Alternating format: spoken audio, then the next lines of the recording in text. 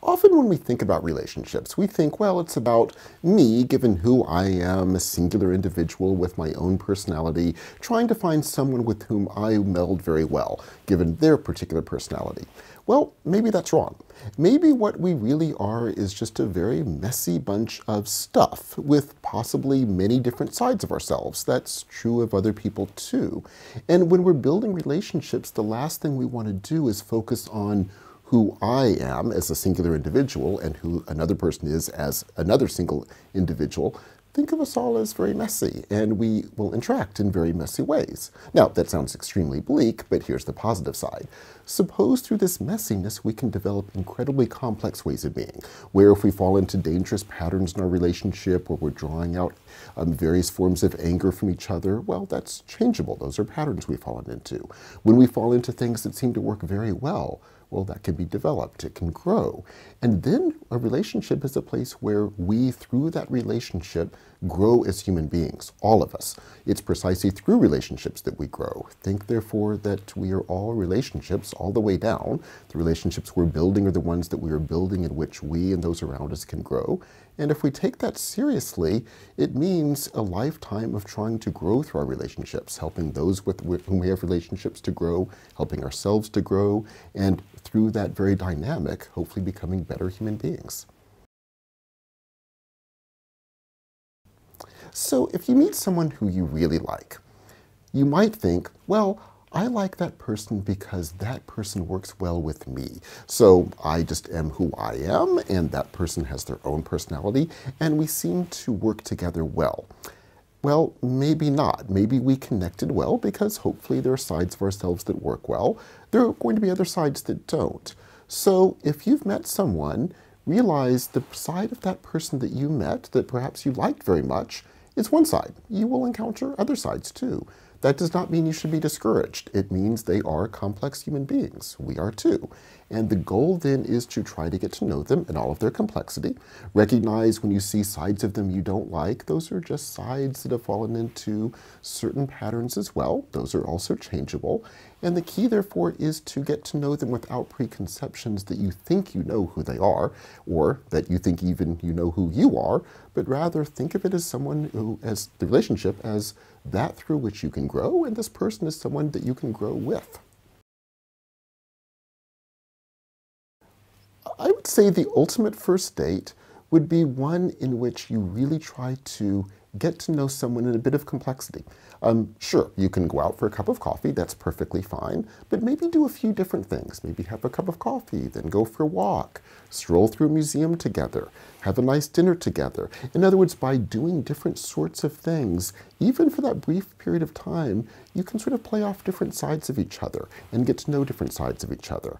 And if you happen to work well in one situation, seeing another side might be helpful. If you happen not to work well in one situation, another side can certainly be helpful. And then plus, your impressions of that first date will be of a complex human being, which will always be a more accurate portrait than an immediate first impression from just a single conversation in one single spot. Trying to put too much weight on a first impression is very dangerous.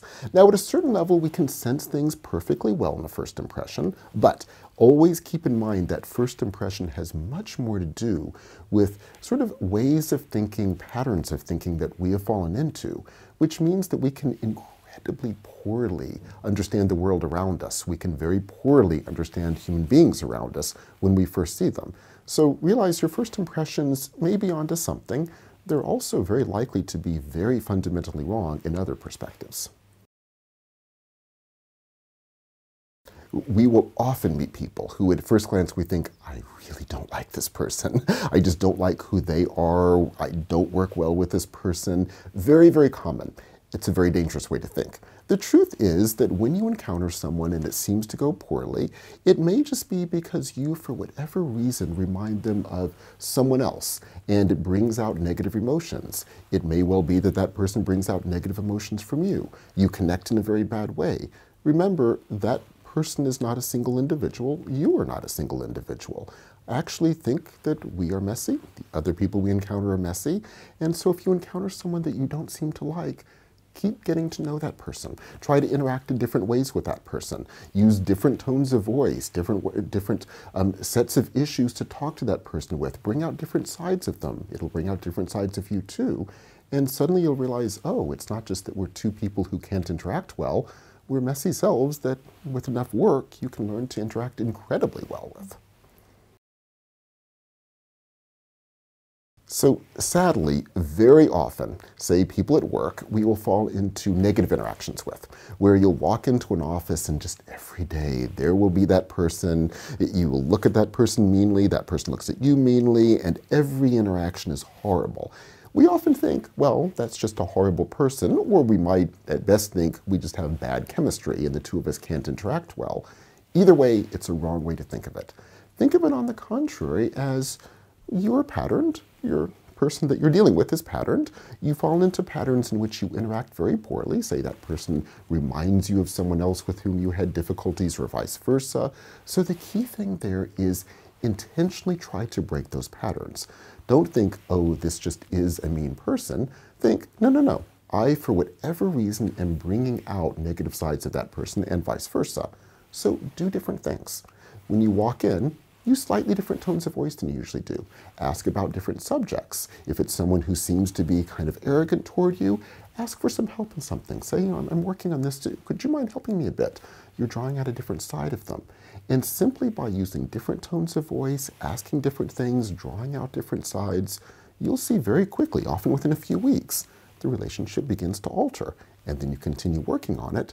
And it's amazing how quickly you can find that you'll actually have an extremely good working relationship with such a person. The key for relationships, therefore, is it involves constant work. Now, work in a hopefully exciting sense. It means that we all tend to fall into patterns and ruts on a constant basis, and that's always going to be dangerous. So you're always working on things. Now, work, again, has a negative connotation, but think of work in an exciting sense. Work in the sense of working to break the patterns that restrict how we interact with others, working to bring out the best sides of others as well, and that's very exciting work. It's work in which we're dealing with the complexity of those human beings around us, and by doing so, it brings out the best in us as well.